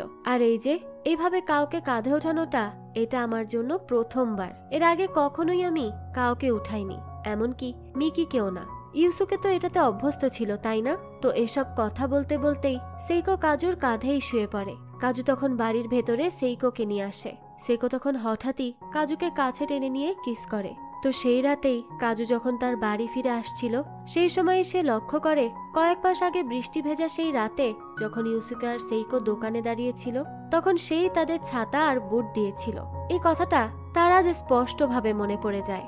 সে ওই রাতেই গাড়িতে উঠে মিকিকে বলেছিল, আমার যদি কখনো ট্রান্সপ্ল্যান্ট হয় তাহলে আমার জীবনের সাথে সেই ডোনারের জীবনও জুড়ে যাবে, কেননা তার হৃদস্পন্দন তো আমার মাঝেই বেঁচে থাকবে। তো এরপরই দৃশ্য পরিবর্তন হয়, আর আমরা দেখতে পাই সেইকোর মাথায় কাল রাতে তার আর কাজুর অন্তরঙ্গ মুহূর্তের কথাই ভাসছিল।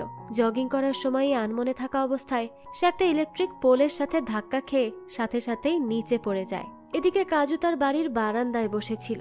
সে ডাক্তারের বলা কথাগুলোই বারবার মনে করতে থাকে। ডাক্তার তাকে সেদিন বলেছিল যে কাজু আসলে বছর নয়, মাস নয়, কেবল কয়েকটা দিনই বেঁচে থাকতে পারবে। এজন্য যদি তার জীবনে কিছু করার বাকি থেকে থাকে তাহলে সে যেন জলদি তা করে ফেলে। এদিকে সেইকো ধাক্কা খেয়ে মাটি থেকে ওঠার সময় দেখে তার পাশে একটা বুনো ভাল্লুক। ভাল্লুকটা ধীরে ধীরে তার কাছেই আসছে। ঠিক এমন সময় সেইকোর ফোনে কল আসে, আর ফোনের রিংটোনটা শুনেই ভাল্লুকটা সেখান থেকে চলে যায়। একটু পর সে নিজেই নিজেকে বলতে থাকে, এসব করে কি পাবো?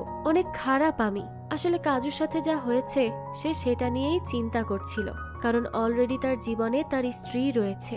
তাই সে কাল রাতের ঘটনাটা নিয়ে অনেক বেশি গিল্টি ফিল করতে থাকে। তখনই ফোন কল রিসিভ করে সেইকো দেখে যে হিরো তাকে কল করেছে।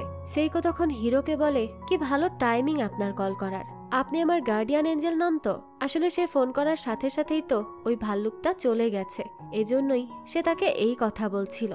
যাক, তো হিরো তখন তাকে বলতে থাকে, আসলে কয়েকদিন ধরে আমার পিঠে একটু ব্যথা হচ্ছে, অনেক বয়স্ক হয়ে পড়েছি, তো আমি শুধু এটাই ভাবছি যে আমার পরে এই ফার্ম কে সামলাবে।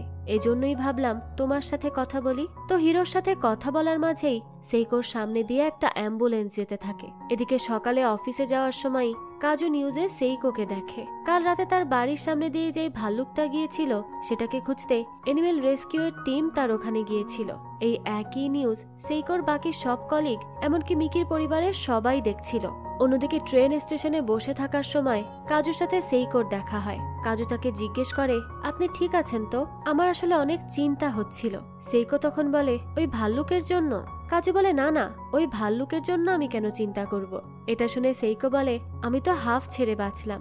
কাল আমাদের ভেতর যা হয়েছিল, এরপর মানুষ কিছুটা অদ্ভুত ব্যবহার করে। আর এমন সময়ে এসব হওয়া খুবই সাধারণ বিষয়। তুমিও এই ব্যাপারে ভেবেছো তাই না? আমার কথার অর্থ হলো যখন পরের বার আমার সাথে দেখা করবে তখন তুমি কেমন করবে এটা নিয়ে আমি চিন্তা করছিলাম। আমি তো ভাবছিলাম তুমি হয়তো খুব অদ্ভুত ব্যবহার করবে। কাজু বলে যে হ্যাঁ, ভালোই হয়েছে যেমন কিছুই হয়নি। যাক, তো সেইকো তখন নর্মালি কথা বলতে থাকে। সে বলে, আচ্ছা তোমার কাছেও কি ওই ট্র্যাক প্যান্ট ভালো লাগেনি? এক মুহূর্তের জন্য তো আমার মনে হচ্ছিল যে ওই ভাল্লুক আমাকে সত্যিই মেরে ফেলবে। কি ভাবতো লোকে আমাকে হাসপাতালে এই জামায় মরতে দেখে?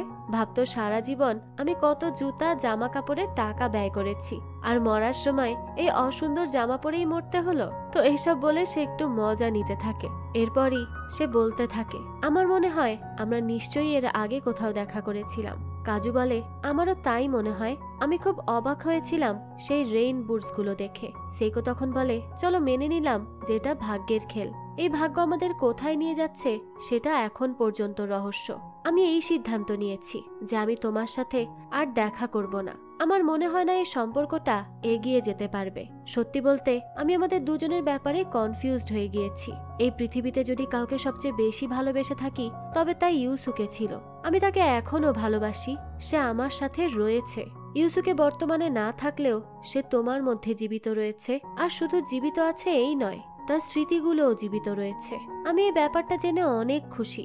এজন্য আমি বারবার তার সাথে দেখা করতাম। কিন্তু আমি বর্তমানে কনফিউজড। আমি কি তোমার সাথে দেখা করতে চাই, নাকি তোমার ভেতরে থাকা ইউসুকের সাথে দেখা করতে চাই? আমি কি ইউসুকে ভালোবাসি, নাকি তোমাকে ভালোবাসতে শুরু করেছি? আর কাল রাতে তুমি আমাকে কিস করলে। আর এরপর এতটুক বলেই সে একটু থেমে যায়। এরপর সে বলতে থাকে, দেখো আমার দ্বারা এসব আর হবে না। আমি আর খারাপ হতে চাই না। এমন করে যদি চলতে থাকে তো আমার হৃদয় সবসময় তোমার সাথেই থাকতে চাইবে। আর আমার মনে হয় না যে এটা ঠিক, কারণ তুমি অলরেডি বিবাহিত, তোমার একটা পরিবার আছে। আমি চাই না তোমার জীবন নষ্ট হয়ে যাক। আমি আজ এখানে তোমাকে মিথ্যা বলতে এসেছিলাম। আমি ইউসুকে অনেক ভালোবাসি। আমার মনে তোমার জন্য কিছুই নেই। আর এসব বলেই আমি দূরে চলে যেতাম। কিন্তু এটা তো মিথ্যা বলা হতো, আর আমি তোমাকে মিথ্যা বলতে চাইনি। দেখো, এটা তোমার ভুল। এত স্মার্ট আর হ্যান্ডসাম হতে তোমাকে কে বলেছিল? তোমার হয়তো একটু অদ্ভুত লাগবে, কিন্তু এটাই ঠিক। তো এই সব কথা শুনে কাজু বলে, দেখুন আপনার ক্ষমা চাওয়ার কোনো প্রয়োজন নেই। তো সেইকোর পর কাজুকে বিদায় জানিয়ে চলে যায়। তো এরপর দেখা যায় কাজুর ইউনিভার্সিটির ক্যাফের দায়িত্ব সেইকো অন্য একটা মেয়েকে দিয়ে দেয়। কাজু তার এবং সেইকোর একসাথে কাটানো পুরনো মুহূর্তগুলোর কথাই তখন মনে করতে থাকে। এরপরই দেখা যায় সে ইউসুকের অ্যাক্সিডেন্টের জায়গায় এসে ফুল রেখে তার জন্য প্রার্থনা করে। সে সেখানে বলে, আমাকে ক্ষমা করবেন, আমি আপনার হৃদয়ের খেয়াল রাখতে পারছি না। এখন আপনি আমাকে বলুন যে কি করব। আমার কাছে যতটুকু সময় আছে তা বিবেচনা করলে আপনি আমার জায়গায় থাকলে কি করতেন? এরপর আমরা দেখতে পাই সেইকো তার চাকরি ছেড়ে দিয়ে অন্য শহরে মুভ করার জন্য প্রস্তুতি নেয়। সন্ধ্যায় কাজু সেইকোর বাড়িতে আসে। সেখানে সে কাউকে দেখতে না পেয়ে ক্যাঙ্গোর ক্যাফেতে চলে যায়। কাজু তাকে জিজ্ঞেস করে, আপনি কি জানেন সেইকো কোথায় গেছে? ক্যাঙ্গো বলে, আমি জানি না তো, কিছু হয়েছে নাকি? কাজু বলে, না তেমন কিছু না, আমি শুধু তাকে একটা আর্জেন্ট কথা বলতে চেয়েছিলাম। আপনি কি আমাকে বলতে পারেন যে সে কোথায়? প্লিজ, এটা অনেক জরুরি। কিছু আছে যা আমি তাকে বলতে চাই ক্যাঙ্গো। এটা শুনে ক্যাঙ্গো বলে, দেখো আমি তো এটাই বলবো যে তুমি তাকে ভুলে যাও। তার যা বলার ছিল সেটা তো তোমাকে সে বলেই দিয়েছে, তাই না? তাহলে তো কথা এখানেই শেষ। যদি তুমি তাকে খুশি দেখতে চাও তাহলে তাকে একা ছেড়ে দাও। কাজু তখন বলতে থাকে, দয়া করে আমার সাহায্য করুন। ক্যাঙ্গো বলে, মনে আছে তো আপনি আমাকে কি বলেছিলেন? আপনি এটা বলেছিলেন যে সবার কষ্টের কারণ হয়তো আমি। নিজের ব্যাপারে এমন ভাবা বন্ধ করে দিন। এই কথা তো আপনার মাথায় আসাই উচিত নয়। আপনি তো শুধু বেঁচে থেকেই অনেক মানুষের খুশির কারণ হতে পারেন। কাজু তখন বলে, ধন্যবাদ, যে এই জীবন বাঁচবই বা কি করে। কাজু তখন কি একটা মনে করে ট্রেন স্টেশনের দিকে যায়। সেইকো তখন শহর ছাড়ার জন্য ট্রেন ধরছিল। কাজু দৌড়ে ট্রেন স্টেশনে এসে পৌঁছাতে চায়, কিন্তু তার প্রচন্ড বুক ব্যথার কারণে সে পেরে উঠছিল না। মিকি তখন তার গাড়ি নিয়ে তার কাছে পৌঁছানোর জন্য রওনা দেয়। এরপরই আমরা দেখি সেইকো বর্তমানে হাওয়াই চলে এসেছে। সেখানে সে হিরোর কফি ফার্মে কাজ করছে। হিরো তাকে বলে, আমার কিছুটা অদ্ভুত লাগছে, যেদিকেই তাকাই সেদিকেই আমাকে দেখতে পাচ্ছি। সেইকো বলে, অভ্যাস করে নিন, নতুন মার্চেন্ডাইজ আসতে চলেছে। আপনার মতে শুধু দুই ধরনের মানুষ হয়, এক ধরনের লোক যাদের আপনি ভালোবাসেন, আর এক ধরনের লোক যাদের কোনো কিছুই আপনি সহ্য করতে পারেন না। কিন্তু এই দুনিয়াতে এমন মানুষও আছে যারা এই দুই ধরনের ক্যাটাগরিতেও পড়ে না। হিরো তখন বলে, তোমার এইসব নিয়ে জ্ঞান বেশি। সেইকো বলে, হ্যাঁ ব্যবসার জন্য এমন করতে হয়। আপনি তো জানেন যে আমি এখানে সব সময়ের জন্য থাকবো না। হিরো তখন বলে, হ্যাঁ জানি, এখন তো তোমার ভালো কফির সন্ধানে পুরো দুনিয়া ভর ঘুরতে হবে। সেইকো তখন বলে, হ্যাঁ হিরো, আমার মনে হচ্ছে কফি আমাকে ডাকছে। হিরো তখন বলে, আমার মনে হয় তুমি একটু বেশি ড্রিঙ্ক করতে শুরু করেছো। কখনো কখনো বেশি ড্রিঙ্ক করে তুমি কাঁদতে থাকো, আবার কখনো কখনো নিজের ওপরই চেঁচাতে থাকো। সেইকো তখন জিজ্ঞেস করে, এটা আপনাকে কে বলেছে? হিরো বলে, কেন, সবাই বলেছে। তো তারা সবাই এটা নিয়ে হাসি ঠাট্টা শুরু করে দেয়। এমন সময় সেইকোর কাছে একটা কল আসে। কলে কথা শেষ করে এসে দেখে কাজু তার কাছে এসেছে। কাজু বলে, আমি এখানে এর আগেও এসেছি, আমার মনে হচ্ছে ইউসুকে এখানে এসেছিল, তো না বলে আসার জন্য দুঃখিত, কিন্তু আপনি কি আমাকে 20 দিনের জন্য আপনার সাথে থাকতে দিবেন? আমি এখানে কাজু মাসা হিসেবে নয়, ইউসুকে হিসেবে থাকতে এসেছি। আপনার কি মনে আছে সেদিন আপনি আমার সাথে দেখা করতে এসেছিলেন আর অনেক কিছু বলার পর সেখান থেকে চলে গিয়েছিলেন? ওই দিন আমি আপনাকে কিছু বলতে চেয়েছিলাম, এটা আমার স্বাস্থ্য সম্পর্কিত। ঘাবড়ানোর কিছু নেই, আমি সুস্থ আছি এবং প্রতিদিনই আমার স্বাস্থ্যের উন্নতি হচ্ছে। ভেবে নিন যে আমি পুরোপুরি সুস্থ হয়ে উঠেছি। শুধু আমি সুস্থ হয়েছি এমন না, এই হৃদয়ও ভালোভাবে কাজ করছে। আর এখন মনে হচ্ছে যে এই হৃদয় এই শরীরকে একসেপ্ট করছে। অন্যভাবে বলতে গেলে মনে হচ্ছে যে জলদি ইউসুকের স্মৃতি মুছে যাবে। এখন ইউসুকে সারা জীবনের জন্য এই দুনিয়া থেকে দূরে যেতে চলেছে। এজন্যই আমি ভাবছিলাম যে ইউসুকে চলে যাওয়ার আগে আপনি তার সাথে একটু সময় কাটান। এজন্যই আমি চাইছিলাম যে আপনি আপনার পুরো সময় ইউসুকের সাথে কাটান, তাকে ভালোভাবে বিদায় জানান, যাতে তার কোনো কষ্ট না হয়। এমন সময় হিরো সেখানে আসে। সেইকো তখন কাজুর সাথে হিরোর পরিচয় করিয়ে দেয়। এরপর তারা তিনজন একসাথে কফিও খায়। হিরো তখন বলে যে আমি এই ব্যাপারে বিশ্বাস করি। সেইকো, তুমি অনেক লাকি। দুনিয়াতে অনেক মানুষ রয়েছে যারা তাদের আপনজন থেকে দূরে চলে যায়, তখন শুধু ভাবে যে তাদের বিদায় জানানোর জন্য যদি একটু সুযোগ পেত, কিন্তু সব মানুষ এই সুযোগ দ্বিতীয়বার পায় না। কিন্তু তোমার কাছে ইউসুকেকে বিদায় জানানোর আরেকটা সুযোগ আছে। কাজু তোমাকে সেই সুযোগ দিচ্ছে। এটা কোনো আশীর্বাদ থেকে কম নয়। তুমি এই কয়েকদিন শুধু ওর সাথেই থাকো আর ওর খেয়াল রাখো। কাজু মাসা যে বহু দূর পার করে এখানে এসেছে, আর ইউসুকে যে এখনো তার ভেতরে রয়েছে। তো এসব বলে হিরো তাদেরকে রেখে চলে যায়। সেইকো তখন কাজুকে নিয়ে সেখানে তার বাড়িতে যায়। তারা একসাথে রান্না করে আর বেশ সুন্দর কিছু মুহূর্ত কাটায়। কাজু সেখানে তার দেয়া রেইনবুট আর ছাতাও দেখতে পায়। খাবার টেবিলে বসে কাজু বলে, মজা হতো যদি আমি ড্রিঙ্কও করতে পারতাম। মনে করুন যে যদি আমি একজন পুরো দস্তুর মদখোর হয়ে যাই, এমন লোক যে চেঁচিয়ে বলবে মদ দাও আমাকে, একজন টিপিক্যাল খারাপ মানুষ, তাহলে কেমন হতো? সেইকো এটা শুনে বলে, তোমার কাছে খারাপ মানুষের সংজ্ঞা শুনলে মনে হয় কোনো বাচ্চার কথা বলছো। কাজু তখন বলে, আমি ছোট থেকে এমনই হয়েছিলাম, একজন খারাপ মানুষ, হয়তো এখনো তাই। কিন্তু জানেন আমি সত্যি কি হতে চাইতাম? এমন একটা ক্যারেক্টার যাকে কেউ বুঝতে না পারে আর যে অনেক ফানি হবে। আমি সবসময় এজন্যই চুপচাপ থাকতাম, যাতে আমার কারণে অন্যদের কোনো সমস্যা না হয়। কিন্তু মানুষকে তো আমার বেঁচে থাকাটাই কষ্ট দেয়। আমার কথার মানে হচ্ছে যে আমি অনেক খুশি যে ইউসুকের হৃদয় আমি পেয়েছি। এই বাহানায় আমার জীবনে একটু খুশি তো এসেছে। ইউসুকের স্মৃতি সত্যিই অনেক মজাদার। আমি অনেক লাকি এবং দুঃখিত যে আমার ভেতর থেকে যেতে চলেছে। সরি, আমি বলেছিলাম যে আমি এখানে ইউসুকে হয়ে এসেছি, কিন্তু এরপরেও আমি শুধু নিজের ব্যাপারেই বলতে শুরু করেছি। তখন সেইকো বলে, তুমি সরি কেন বলছো? আমার তোমার কথা অনেক ভালো লাগছে। তো এরপরই রাতে তারা একসাথে টিভিও দেখে। কাজু তখন তাকে জিজ্ঞেস করে, তো আপনার এভাবে টিভি দেখতে ভালো লাগে? সেইকো বলে, হ্যাঁ, কিন্তু ইউসুকের সাথে কখনো দেখতে পারিনি। তো এরপরই দেখা যায় ভোরে কাজু ঘুমিয়ে থাকলে সেইকো বাইরে দাঁড়িয়ে থেকে সেদিনের সেই কলের কথা ভাবে, যা তার কাছে কাজু আসার আগে এসেছিল। সেদিনের সেই কলটা করেছিল মিকি। মিকি সেদিন বলেছিল, আমি এটা বলতে চাইছিলাম যে কাজু কিছু সময়ের মধ্যে তোমার ওখানে পৌঁছে যাবে, আর সে অবশ্যই তোমার কাছে এমনটা বলবে যে ওর শারীরিক অবস্থা দিনের পর দিন আরো বেটার হচ্ছে, যার মানে এটাই যে তোমার বয়ফ্রেন্ডের স্মৃতি অনেক তাড়াতাড়ি মুছতে চলেছে, আর এজন্যই সে তোমার সাথে কিছু সময় কাটাতে চায়। এজন্যই সে আসছে। কিন্তু এই সব কিছু মিথ্যা। ওর হৃদস্পন্দন খুব শীঘ্রই বন্ধ হতে চলেছে।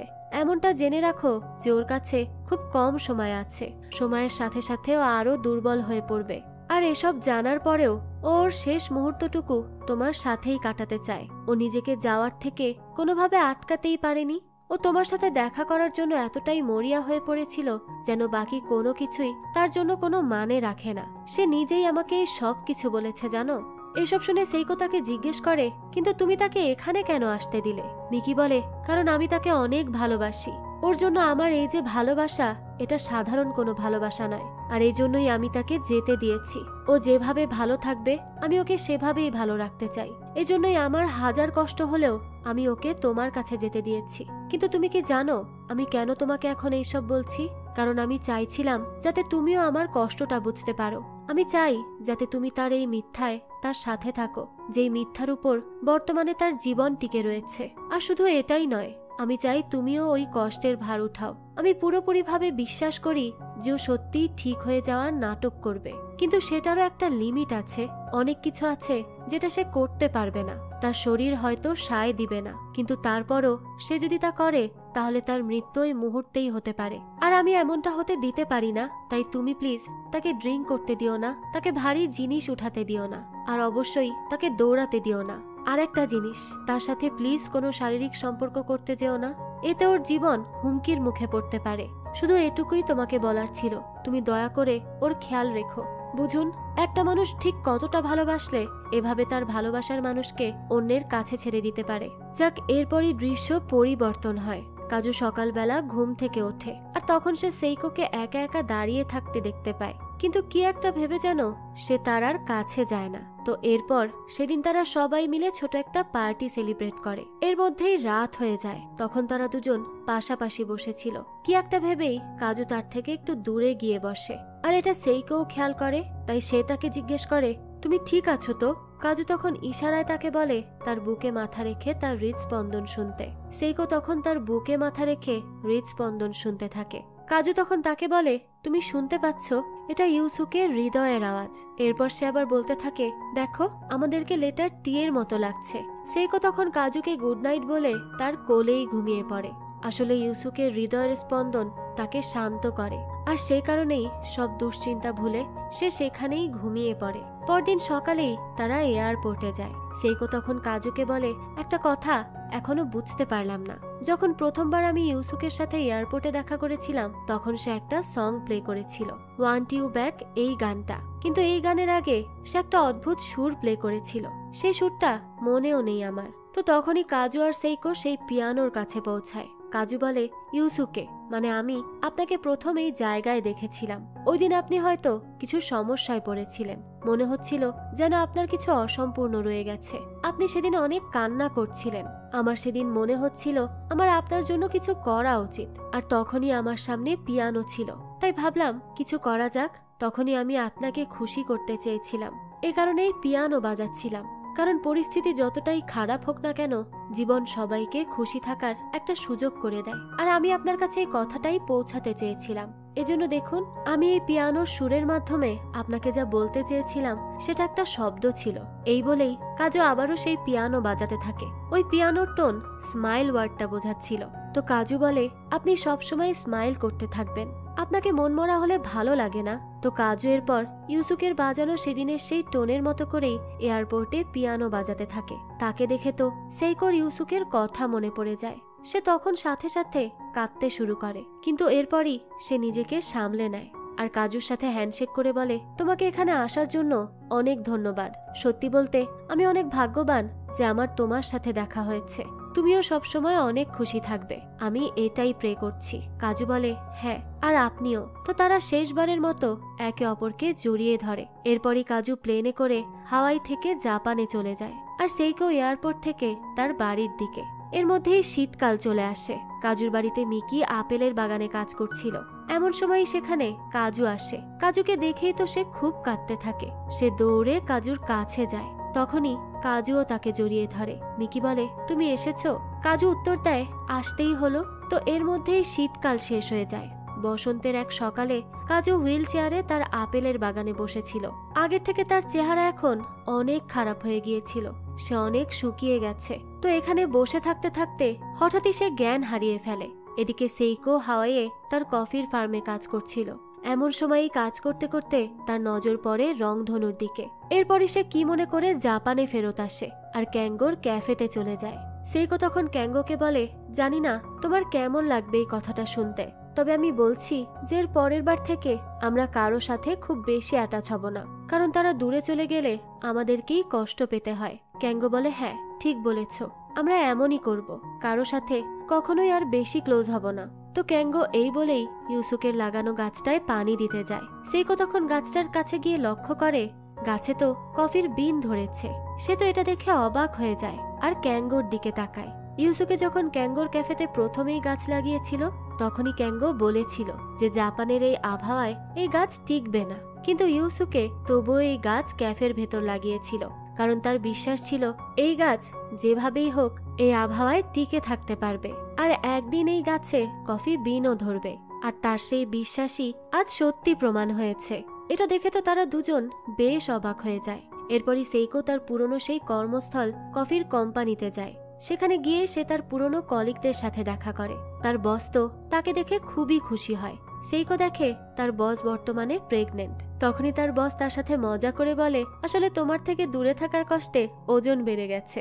সেইকো তখন হেসে তাকে অভিনন্দন জানায়। এরপরই সে চলে যায় সিনোদা স্যারের কাছে। সিনোদা তাকে তার করা রোস্টেড কফির বিন শুকতে দেয়। সেইকো এটার স্মেল নিয়ে বলে এটা কি নতুন ধরনের কফি নাকি? সিনোদা তখন হাসতে হাসতে বলে দারুণ তাই না? তো অফিসের সবার সাথে দেখা করে সেইকো ট্রেনে ওঠে। সে লক্ষ্য করে তার ফোনে একটা মেসেজ এসেছে। এই মেসেজটা দেখেই সেইকো মনে মনে বলে যে এটা আবার কি, ও কেন আমাকে আবার ডাকবে? দেখা যায় মিকি সেইকোর সাথে দেখা করতে ট্রেন স্টেশনের বাইরে দাঁড়িয়ে আছে। তো সেইকো বাইরে আসলে মিকি তাকে বলে চলো তাহলে যাওয়া যাক। সেইকো তখন গাড়িতে মিকিকে বলে আমি দুঃখিত, কিন্তু আমি বুঝতে পারছি না যে আমি এখানে কি করছি। আপনি আমাকে এখানে দেখা করার জন্য কেন ডেকেছেন? মিকি তখন বলে মেসেজে তো বলেছিলাম যে আমাদের স্টাফদের মধ্যে কিছু লোকের কমতি আছে। এটা শুনে সেইকো বলে যে ওসবের সাথে আমার কি লেনদেন সেটাই তো বুঝতে পারছিলাম না। মিকি তখন বলে আমি তাই ভাবছিলাম যে কে আছে যার উপর আমার ধার বাকি রয়েছে, কে আছে যে আমার কাছে এখনো ক্ষমা চায়নি। তখনই আমার মাথায় আসে কেউ একজন আছে যাকে সাহায্যের জন্য ডাকাই যায়, আর সেই মানুষটি হলো সেইকো। এসব শুনে সেইকো বলে বুঝতে পেরেছি, আমাকে মনে করার জন্য ধন্যবাদ। মিকি তখন বলে এবার থেকে তো প্রতি বছর মনে করতেই হবে, আমি চাই তুমি প্রতি বছর আসো। সেইকো বলে ঠিক আছে, ডিল ডান।